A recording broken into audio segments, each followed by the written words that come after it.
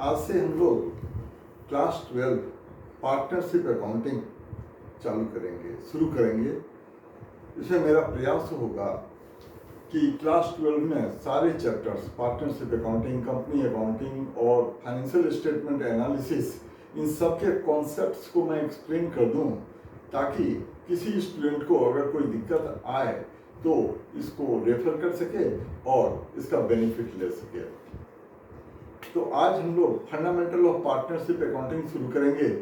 Fundamental of partnership accounting का मतलब ये हुआ कि इसमें वो सारे टॉपिक के बारे में हम लोग सीखेंगे जो कि और किसी टाइप के बिजनेस में नहीं होता है। सिर्फ और सिर्फ पार्टनरशिप की अकाउंटिंग में ही जो कॉन्सेप्ट्स होते हैं उन्हीं के बारे में इस चैप्टर में सीखेंगे।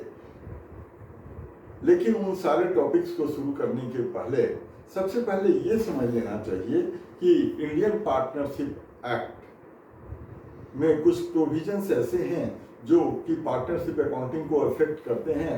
अगर पार्टनरशिप, वैसे तो पार्टनरशिप एक एग्रीमेंट के बेसिस पर काम करता है, एक डीड के बेसिस पर काम करता है। रिटन एग्रीमेंट को पार्टनरशिप डीड कहते हैं। उसमें पार्टनरशिप के सारे टर्म कंडीशन लिखे हुए होते हैं। अगर पार्टनर्स के बीच में कोई डीड नहीं है या डीड है और इन 6 टॉपिक्स के बारे में उस डीड में कुछ नहीं लिखा हो, तो इंडियन पार्टनरशिप एक्ट 1932 के प्रोविजन से अप्लाई हो जाते हैं। तो मैं पहले इसको एक बार एक्सप्लेन कर देता हूँ। ये चैप्टर नंबर 1 पेज नंबर 1.4 पर एक्सप्लेन किया हुआ है कि इंटरेस्ट ऑन कैपिटल, अगर पार्टनरशिप डीड में इंटरेस्ट ऑन कैपिटल के बारे में कुछ नहीं कहा हुआ हो तो फर्म किसी भी पार्टनर को कोई भी इंटरेस्ट ऑन कैपिटल नहीं देता है। इसी तरीके से इंटरेस्ट ऑन ड्राइंग्स, अगर कोई पार्टनर फर्म से पर्सनल यूज के लिए कुछ पैसे विड्रॉ करता है तो उसके ऊपर भी फर्म कोई इंटरेस्ट ऑन ड्राइंग चार्ज नहीं करेगा। बट इंटरेस्ट ऑन लोन, अगर कोई पार्टनर कैपिटल के अलावे फर्म को कोई लोन देता है तो उस लोन के ऊपर फर्म को 6% पर एनम के रेट से इंटरेस्ट देना होता है, अगर कोई रेट ऑफ इंटरेस्ट मेंशन नहीं किया हुआ हो। यहाँ ध्यान रखेंगे पर एनम वर्ड पर, इस पर एग्जाम में एमसीक्यू आ जाते हैं, सीयूईटी के एग्जाम में या सीबीएसई के एग्जाम में इस पर भी क्वेश्चन दे देते हैं कि इंटरेस्ट ऑन लोन का रेट क्या होता है। 6% पर एनम, 6% कंपाउंड इंटरेस्ट, ऐसे कई सारे ऑप्शन दे देते हैं। तो 6% और पर एनम पर ध्यान रखेंगे। 4th पॉइंट है in salary to the partner. अगर पार्टनरशिप डीड में पार्टनर की सैलरी के बारे में कुछ नहीं कहा हो तो किसी भी पार्टनर को कोई भी सैलरी फर्म नहीं देगा। प्रॉफिट शेयरिंग रेशियो, ये अगला टॉपिक है। अगर इसके बारे में पार्टनरशिप डीड में कुछ नहीं कहा हुआ हो तो सारे पार्टनर्स इक्वल पार्टनर होते हैं। इक्वल पार्टनर होने का मतलब, अगर 2 पार्टनर हैं तो 1/2 करके प्रॉफिट को डिस्ट्रीब्यूट कर लेंगे। 3 पार्टनर हैं तो 1/3 करके डिस्ट्रीब्यूट कर लेंगे। इस तरह से पार्टनरशिप में 50 पार्टनर्स तक हो सकते हैं। सारे पार्टनर्स प्रॉफिट को इक्वली डिस्ट्रीब्यूट कर लेंगे।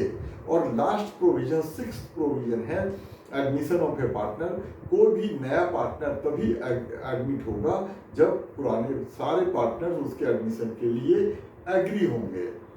तो ये 6 बातें हैं जो अगले सारे चैप्टर्स में स्टूडेंट को ध्यान में रखने चाहिए। अब हम लोग फंडामेंटल्स में के वो टॉपिक्स के बारे में सीखेंगे जो कि सिर्फ पार्टनरशिप अकाउंटिंग में होते हैं। तो 8 टॉपिक्स हैं, 8 टॉपिक हैं जिनको फंडामेंटल्स ऑफ अकाउंटिंग में हम लोग सीखेंगे। पहला टॉपिक होगा चार्ज अगेंस्ट प्रॉफिट और एप्रोप्रिएशन ऑफ प्रॉफिट का कॉन्सेप्ट समझना। अगला टॉपिक नंबर 2 है profit and loss appropriation account का कॉन्सेप्ट समझना। नेक्स्ट है interest on drawings, next interest on capital, remuneration to the partners, next adjustment of past adjustments और last guarantee of profit. तो आज हम लोग चार्ज अगेंस्ट प्रॉफिट और अप्रोप्रिएशन ऑफ प्रॉफिट का कॉन्सेप्ट समझेंगे। चार्ज अगेंस्ट प्रॉफिट और अप्रोप्रिएशन ऑफ प्रॉफिट, ये दोनों ही एक्सपेंस हैं। जैसे क्लास 11 में फाइनल अकाउंट्स में सीख करके आए कि फाइनल अकाउंट्स मतलब trading account, profit and loss account और बैलेंस शीट जब बनाते हैं तो इसे बनाने के लिए हमें एक ट्रायल बैलेंस मिलता है, और ट्रायल बैलेंस के डेबिट साइड में एसेट्स और एक्सपेंसेस होते हैं, क्रेडिट साइड में लायबिलिटीज और इनकम्स होते हैं। तो डेबिट साइड में जो एक्सपेंसेस होते हैं उसको दो कैटेगरी में बांट देते थे, डायरेक्ट एक्सपेंस और इनडायरेक्ट एक्सपेंस। डायरेक्ट एक्सपेंस वैसे एक्सपेंस को कहते थे जो रॉ मटेरियल को फिनिश गुड्स में कन्वर्ट करने से डायरेक्टली रिलेटेड होते हैं, उनको ट्रेडिंग अकाउंट के डेबिट साइड में लिखा जाता है। और इनडायरेक्ट एक्सपेंसेस जो प्रोडक्शन से डायरेक्टली रिलेटेड नहीं होते हैं उनको प्रॉफिट एंड लॉस अकाउंट में लिखते हैं। इसके अंदर general expenses, marketing expenses, research and development के एक्सपेंसेस, ये सारे प्रॉफिट एंड लॉस अकाउंट में इनडायरेक्ट एक्सपेंसेस लिखे जाते हैं। अब क्लास 12 में जब पार्टनरशिप अकाउंटिंग करते हैं तो अगेन ये जो इनडायरेक्ट एक्सपेंसेस हैं इनको दो पार्ट में बांट लेंगे, एक को चार्ज अगेंस्ट प्रॉफिट कहेंगे और दूसरे को एप्रोप्रिएशन ऑफ प्रॉफिट कहेंगे। चार्ज अगेंस्ट प्रॉफिट वैसे इनडायरेक्ट एक्सपेंसेस होंगे जो कि पार्टनरशिप फर्म के नेट प्रॉफिट या नेट लॉस को निकालने के पहले प्रॉफिट एंड लॉस अकाउंट में डेबिट करने पड़ते हैं। और दूसरा एप्रोप्रिएशन ऑफ प्रॉफिट वैसे इनडायरेक्ट एक्सपेंसेस को कहते हैं जो नेट प्रॉफिट होने पर ही according to provisions of partnership deed firm को डिस्ट्रीब्यूट करने पड़ते हैं। तो एक तरह से ये समझ सकते हैं कि जो चार्ज अगेंस्ट प्रॉफिट है वो कंपलसरी एक्सपेंसेस होते हैं और जो एप्रोप्रिएशन ऑफ प्रॉफिट है वो ऑप्शनल एक्सपेंसेस होते हैं। वो डिपेंड करते हैं कि फर्म का नेट प्रॉफिट है या नहीं है। अगर नेट प्रॉफिट हो तभी अप्रोप्रिएशन ऑफ प्रॉफिट हो और उतने का ही अप्रोप्रिएशन होगा जितने का नेट प्रॉफिट है, उससे ज़्यादा का अप्रोप्रिएशन नहीं होगा। इसके बारे में अभी बाद में सीखेंगे। अब सबसे पहले एक एक टॉपिक को हम लोग समझते चलेंगे। पहला टॉपिक है चार्ज अगेंस्ट प्रॉफिट। तो अपने फंडामेंटल्स ऑफ पार्टनरशिप अकाउंटिंग में चार्ज अगेंस्ट प्रॉफिट के अंदर दो टॉपिक को सीखने हैं। पहला टॉपिक है interest on loan by partner.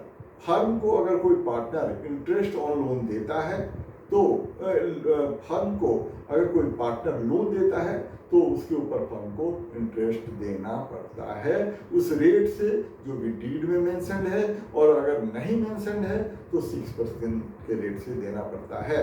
अब और दूसरा चार्ज हम लोग सीखेंगे रेंट पेड और पेएबल टू द पार्टनर। इसके बाद एक ऐसा आइटम है इंटरेस्ट ऑन कैपिटल जो कि चार्ज के जैसा भी ट्रीट किया जा सकता है और अप्रोप्रिएशन के जैसा भी ट्रीट किया जा सकता है। अगर इंटरेस्ट ऑन कैपिटल के बारे में कुछ नहीं लिखा होता है तो उसको अप्रोप्रिएशन के जैसा ट्रीट करते हैं, लेकिन अगर उसको चार्ज के जैसा लिखा हो तो इसको चार्ज के जैसा ट्रीट करेंगे। तो सबसे पहले हम लोग इंटरेस्ट ऑन लोन का ट्रीटमेंट सीखते हैं। पूरी तरह से इसका ट्रीटमेंट सीखेंगे। जब फर्म किसी पार्टनर से लोन लेता है तो उसकी जर्नल एंट्री करेंगे bank account debit to loan by partner account या लोन फ्रॉम पार्टनर अकाउंट। अब इसकी भी जरा एनालिसिस समझ लेंगे कि ये बैंक डेबिट क्यों हुआ। बैंक डेबिट होने का रीजन है कि बैंक एक एसेट है, इसका नेचर एसेट है। एसेट अगर इंक्रीज होता है तो डेबिट करते हैं। लोन बाय पार्टनर फर्म के पॉइंट ऑफ व्यू से एक लायबिलिटी है और लायबिलिटी जब इंक्रीज हो तो इसको क्रेडिट करते हैं। इसके बाद फर्म जिस किसी डेट को पार्टनर से लोन लिया ये एंट्री उस डेट को पास करेंगे और at the end of the accounting period 31 मार्च को फर्म उस लोन के ऊपर इंटरेस्ट प्रोवाइड करेगा, इंटरेस्ट अलाउ करेगा। इंटरेस्ट प्रोवाइड करने या अलाउ करने की फर्म की बुक में जो एंट्री होगी interest on loan account debit to loan by partner account. ये इंटरेस्ट ऑन लोन अलाउ करने की एंट्री हुई। फिर इंटरेस्ट ऑन लोन अकाउंट को क्लोज करते हैं, या इसको पहले अगर पे करने के बारे में क्वेश्चन दिया में कहा हुआ है कि पार्टनर को इंटरेस्ट ऑन लोन पे किया, तब इसकी एंट्री पास करेंगे loan by partner to bank, और इसके बाद एंड ऑफ द ईयर में सारे इनकम और एक्सपेंसेस अकाउंट को क्लोज करते हैं। तो चूंकि इंटरेस्ट ऑन लोन एक चार्ज है और इस चार्ज को प्रॉफिट एंड लॉस अकाउंट में ट्रांसफर करके क्लोज करते हैं। इसकी एंट्री करेंगे profit and loss account debit to interest on loan by partner account. इस कॉन्सेप्ट को क्लियर करने के लिए बुक में इलस्ट्रेशन नंबर 3 कर लेंगे तो अच्छा रहेगा। 3, 4 और 5 कर लेंगे। अगर इसके बाद interest on loan to partner, ये इसका बिल्कुल ऑपोजिट है। अगर फर्म किसी पार्टनर को लोन देता है तो फर्म की बुक में इसकी एंट्री करेंगे loan to partner account debit to bank account, और at the end of the year इस बार फर्म उसके ऊपर इंटरेस्ट चार्ज करता है तो इसकी एंट्री फर्म करेगा पार्टनर्स कैपिटल और current account debit to interest on loan by loan to partner. यहाँ एक बात ध्यान देने की है कि जो interest on loan to partner होगा वो लोन टू पार्टनर अकाउंट में डेबिट नहीं होगा, वो पार्टनर्स करेंट अकाउंट या कैपिटल अकाउंट में डेबिट होता है।